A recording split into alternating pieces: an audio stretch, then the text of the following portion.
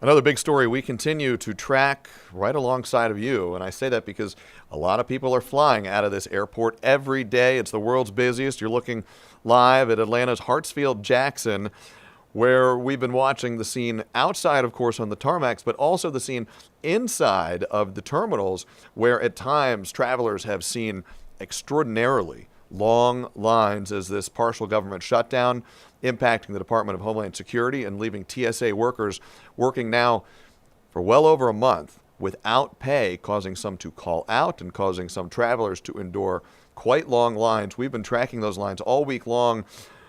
Our Sefenech Henok was at the airport today, and although the lines have since tapered off somewhat this afternoon, those TSA agents, they are still working without pay. There is still no deal in place to refund the entirety of the Department of Homeland Security.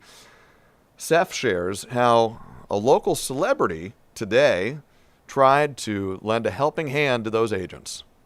Yeah, a lot of ups and downs here at Atlanta's airport. We know there were long lines early this morning, but listen to this, a very kind gesture or an attempt of a gesture. We know that Tyler Perry was here this morning with a significant amount of money, and he was wanting to pass that out to TSA agents to help them cover the costs of childcare, the bills they have, since they're not getting paid right now. But due to federal regulations, there are some rules against them receiving gifts while on the job. And we also want to give you a look now at what the line is looking like at main checkpoint here at this hour. And we also do want to mention that we have been seeing ICE agents towards the front of the security line scanning the identification IDs of passengers coming through. And so we're seeing these lines moving a little bit quicker right now, obviously a lot shorter. I'm not sure if that is because these ICE agents are assisting with the scanning of IDs of travelers. But let's take a look back now to earlier this morning when we really saw those long lines before the sun came up. This was around 4 or 5, 6 a.m. The line was wrapped outside the door, people trying to get to their flights on time. This morning, we also know Delta Airlines has announced they're going to be extending their flight flexibility options for their customers. And that means that if you're flying Delta and you want to make adjustments to your flight, you want to change them, they are allowing their customers to do that now through March 30th. That's next Monday. At Hartsfield-Jackson International Airport, I'm Sefenech Henok, 11 Alive News. So let's talk some more about the situation at the airports, and in particular the situation right here at Atlanta's Hartsfield-Jackson. It has been a long week for a lot of travelers trying to make their way through America's skies and make their way through the TSA checkpoints you got to get through to get to your gate to get up into America's skies. The government earlier today sharing a statement, and I want to read it for you here. This is according to Lauren Biss, who is the Acting Assistant Secretary for Public Affairs at the Department of Homeland Security.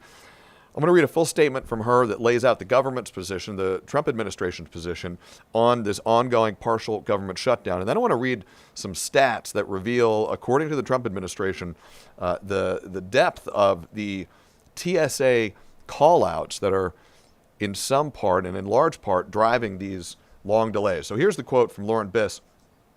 She says, "This reckless shutdown has driven nearly 500 TSA officers to quit, while thousands more are forced to call out because they can't afford gas, childcare, food, or rent. As Democrats continue to put the safety, reliability, and efficiency of our air travel system at risk, Donald Trump is taking decisive action, deploying hundreds of ICE officers already funded by Congress to the airports under the greatest strain." Democrats in Congress have pushed back on that. They have argued that it's possible to fund TSA right now, and they have proposed at times various versions of a bill that would split the funding package of Department of Homeland Security as a whole. They'd break it down into kind of two component parts. One that would fund ICE. Immigration enforcement has been the sticking point in this congressional battle over how to fund and whether to fund the entirety of the Department of Homeland Security. So one component would deal with the immigration aspects of the conversation. Another funding component would fund TSA and other elements under the Department of Homeland Security umbrella, things like FEMA, Coast Guard, Secret Service, other elements like that. Senator John Ossoff, a Democrat from Georgia, his office released a release yesterday, Wednesday, I'm reading it right now, blaming Senate Republicans for blocking TSA funding. Ossoff said in this statement, quote, "Republicans have now blocked TSA funding 10 times in 3 weeks. Donald Trump's obstruction is denying TSA workers pay and creating havoc at airports. Republicans must stop blocking TSA funding immediately. So you see the lines in the sand drawn there between the Trump administration, many Republicans in Congress, and many Democrats, as indicated by that statement from Senator John Ossoff. So that's the state of play in Congress. Let's talk about the impact. According to that statement from Lauren Biss, the acting Assistant Secretary for Public Affairs for the Department of Homeland Security, these are pretty eye-opening numbers here. She wrote that yesterday, the call-out rate for TSA officers nationwide was about 11%. In raw numbers, that meant more than 3,000 TSA officers called out of work yesterday. Major airports have seen figures much larger than that. I'm going to read a few, and then we're going to end on Atlanta. JFK saw almost a 30% call-out rate. LaGuardia saw almost 25% call-out rate. Baltimore, almost 30%. Houston, 31%. Phoenix, 22%. Atlanta led the pack at more than 40% calling out of work yesterday, the world's busiest airport.